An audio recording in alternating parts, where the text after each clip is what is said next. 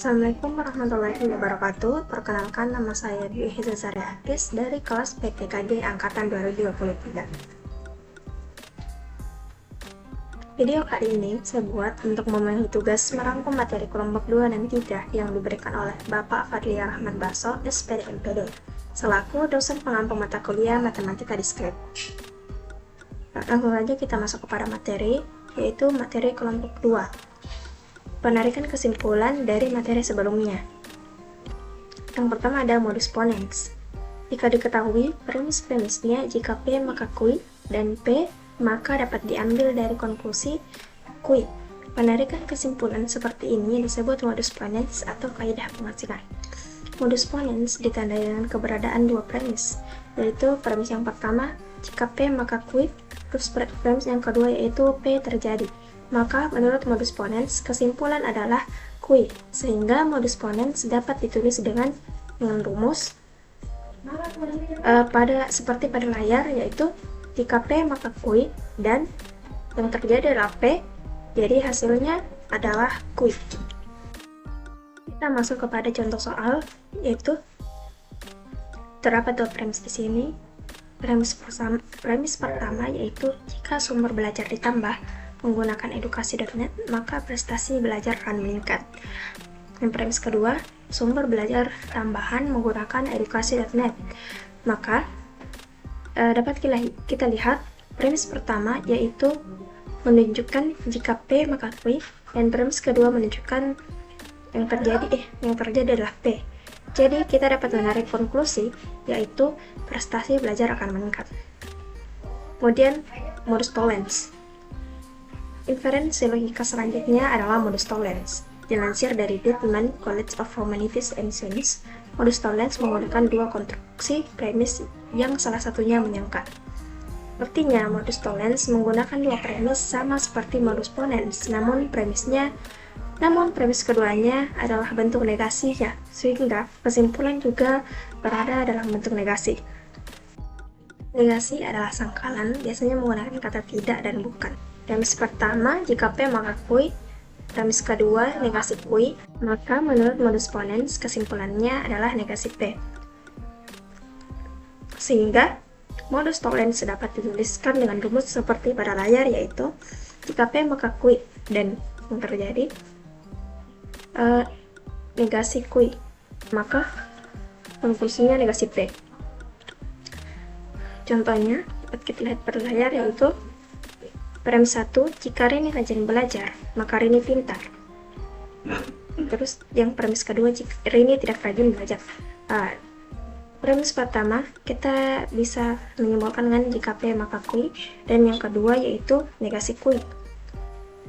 Jadi konklusi yang dapat kita ambil, Rini tidak rajin belajar, atau negasi P.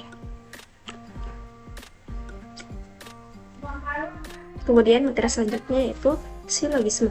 Silogisme adalah penarikan kesimpulan atau inferensi logika dari dua premis majemuk. Dilansir dari Tokyo, silogisme adalah bentuk penalaran dedukatif yang terdiri dari premis mayor, premis minor, dan kesimpulan.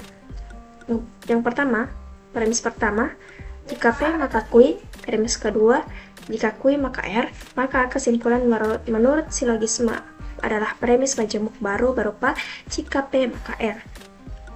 Modus tollens dapat ditulis dengan rumus seperti pada layar, yaitu jika P maka Q dan jika Q maka R. Konklusinya yaitu jika P maka R. Contohnya, yang premis pertama, jika tanggal merah maka sekolah tidak masuk, dan premis kedua, jika sekolah tidak masuk maka kami pergi liburan. Premis pertama dapat disimbolkan dengan jika P maka Q. Premis kedua yaitu jika Q maka R. Jadi konklusi yang dapat kita ambil yaitu jika tanggal merah maka kami pergi liburan, yaitu jika P maka R. Kemudian kita masuk kepada materi dari kelompok 3, yaitu relasi dan fungsi. Definisi relasi. Relasi adalah hubungan antara himpunan dari daerah asal atau domain dan daerah kawan atau kodomain. Anggota himpunan dari daerah asal dipasangkan dengan anggota himpunan dari daerah kawan sesuai dengan relasinya. Perhatikan contoh berikut. Yang pertama, A. Tokyo, Bangkok, Seoul. Kedua, B. Thailand, Korea Selatan, Jepang. Dan C. Kimchi, Pad Thai, bulgogi, dan sushi. Relasi antara himpunan A dan B yaitu relasi A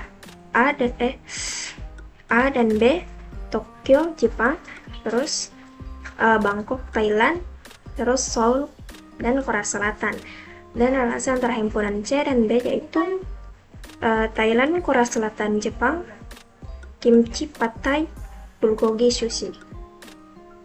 Kemudian relasi B, C yaitu Thailand, pad thai, Korea Selatan, kimchi, Korea Selatan, bulgogi, serta Jepang, sushi. Contoh relasi dalam kehidupan sehari-hari juga bisa dilihat pada silsilah keluarga kita, di mana setiap orang tua bisa memiliki anak lebih dari satu. Kemudian, cara menyatakan relasi yang pertama dapat dinyatakan dengan diagram panah, himpunan pasangan berurutan, dan diagram kartesius.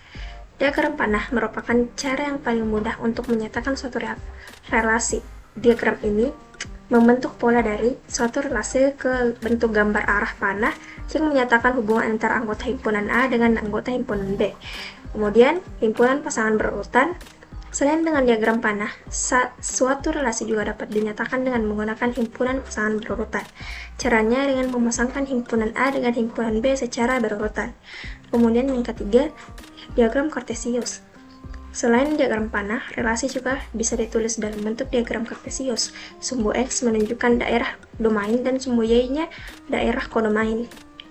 Kemudian pengertian fungsi atau pemetaan. Fungsi adalah hubungan antara daerah domain dan kodomain, di mana setiap satu anggota domain tepat berpasangan dengan satu anggota kodomain. Hasil dari pemetaan antara domain dan kodomain disebut range fungsi atau daerah hasil. Artinya, fungsi merupakan bentuk relasi khusus. Setiap fungsi sudah bisa dipastikan relasi, namun setiap relasi belum tentu fungsi. Adapun syarat khusus yang harus dipenuhi suatu relasi agar bisa dikatakan fungsi yaitu yang pertama, tidak boleh ada anggota domain yang tidak berpasangan. Artinya seluruh anggota domain harus memiliki pasangan. Yang kedua, tidak boleh ada anggota domain yang berpasangan lebih dari satu atau bercabang. Kemudian, cara menyatakan fungsi. Yang pertama, fungsi injektif. Fungsi injektif adalah fungsi yang anggota kodomainnya hanya boleh berpasangan dengan satu anggota domain. Pada injektif ini, anggota kodomain boleh tidak berpasangan. Kemudian, fungsi surjektif. Fungsi surjektif adalah fungsi yang anggota kodomainnya tidak boleh ada yang tidak berpasangan. Pada fungsi surjektif ini, setiap anggota kodomain boleh berpasangan dengan lebih dari satu anggota domain. Kemudian, fungsi bijektif adalah fungsi yang anggota kodomainnya tidak boleh ada yang tidak berpasangan dan setiap anggota kodomain harus berpasangan tepat satu anggota domain. Artinya anggota kodomain tidak boleh bercabang. Sekian materi dari saya. Wassalamualaikum warahmatullahi wabarakatuh.